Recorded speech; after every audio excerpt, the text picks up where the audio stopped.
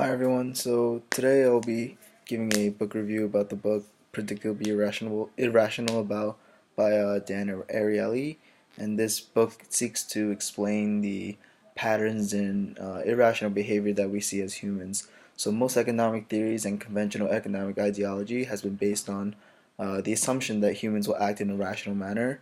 However, behavioral finance is a new study of economics where they seek to understand the effect of human psychology on our financing decisions. So Dan Ariely, he wrote a great book about how our patterns are very predictable and how our irrational behavior is very predictable. So he outlines many different cases in which our irrational behavior would come about, and he offers suggestions in order to minimize the effects in our interactions, especially in the business world. So the first chapter begins by explaining how all the choices and decisions we make are based on relative standards. So what he means by this is that as humans we don't have an absolute value meter where we could measure the absolute value of a product or a service. So when we have different options available, we choose one over the alternative by measuring its relative value compared to the other alternatives. Um, in this, he also gives an example about how businesses like restaurants could take advantage of this fact. They could price an entree at a very high price on the menu, but they could also sort of manipulate humans to think that, oh, if I can't get the most expensive thing on the menu, at least getting the second most expensive would be enough. And by coordinating the highest profit margin, giving food to be the second highest price would undoubtedly help restaurant owners in their business and maximizing value. So he goes on the next chapter to explain how irrational behavior could arise from price anchoring. So price anchoring is when, as humans, we tend to revert back to the established initial price that we were presented with. So with most products, we have a initial price that is set in our minds, what is established as the correct price. So any single purchase that we make in the future, we're comparing those prices to that anchor price, and this can inherently create a mismatch in the actual value of the product and what we perceive it as. The next chapter talks about how the concept of zero can be very influential in our decision making. So, for example, having a $10 gift card being offered for free and a $20 gift card being offered for $7. In a study, most of the participants chose the $10 Amazon gift card. However, in a separate experiment where one group was offered a $10 gift card, $10 Amazon gift card for $1 and a $20 Amazon gift card for $8, most people did end up choosing the $20 gift card for $8. So even though the net profit did not change between the two studies, this shows the effect of zero and how strongly it can influence choosing the zero cost alternative. He also goes on to describe how social norms differ from market norms, and social norms describe our social nature as people and how we like to act as a whole, benefiting each other and helping the overall system. Market norms describe the behavior and transactions that are very precise in their exchange and how humans value the weighing of each product or service to its reciprocated benefit. Um, the author talks about how social norms could drive us to be more efficient and more productive in our workplace than market norms. For example, being offered $1 to move a couch out of someone's house when they're moving may not seem like a very big monetary compensation. It may seem as though it's not enough for the actual job. However, if you simply ask for help, the person will be more inclined to go and help them for free because that gives them the satisfaction of being doing a good deed for helping them and for helping someone else and like volunteering for that.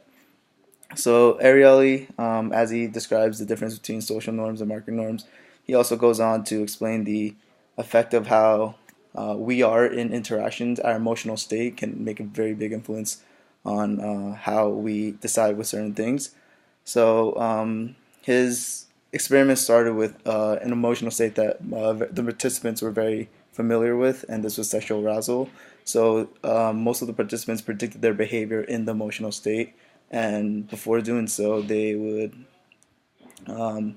predict their behavior in the emotional state, and then they would get aroused. And when they compared the results, the predictions and the results were actually very off. So this shows that in an emotional state, we're inclined to make a lot more impulsive decisions, things that will give us immediate gratification over long-term happiness. Because this perception of immediate gratification seems like a lot more utility to us than the long-term happiness.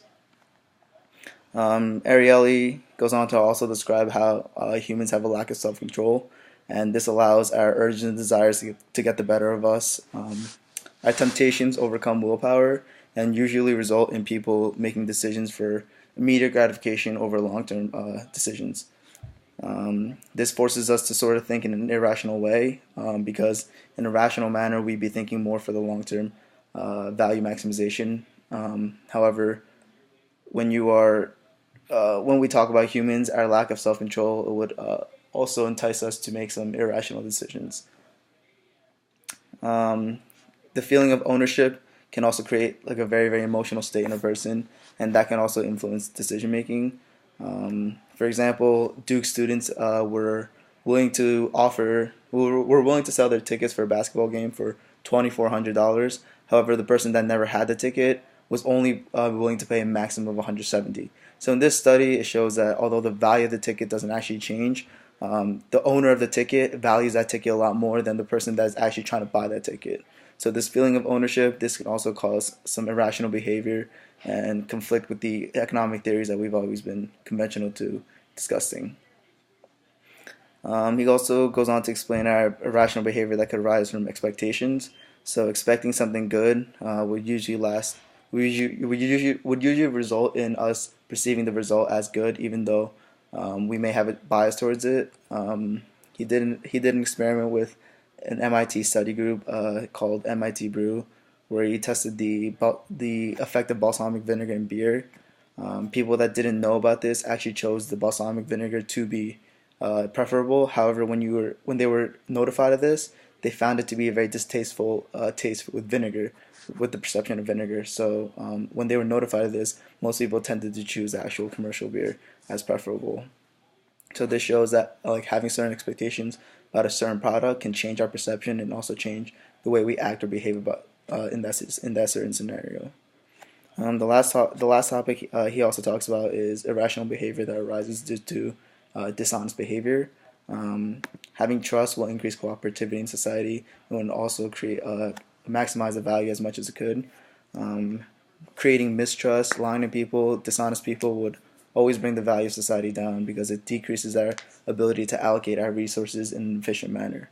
So overall, this was a great book. I thought Ariely would really address a lot of different patterns in our mindset and our psychology that even I notice on a daily basis. Addressing these patterns and seeing and suggesting also how to overcome these to make more rational decisions over impulsive ones. I thought he did a great job. So this was a great book. Definitely recommend it. Thanks.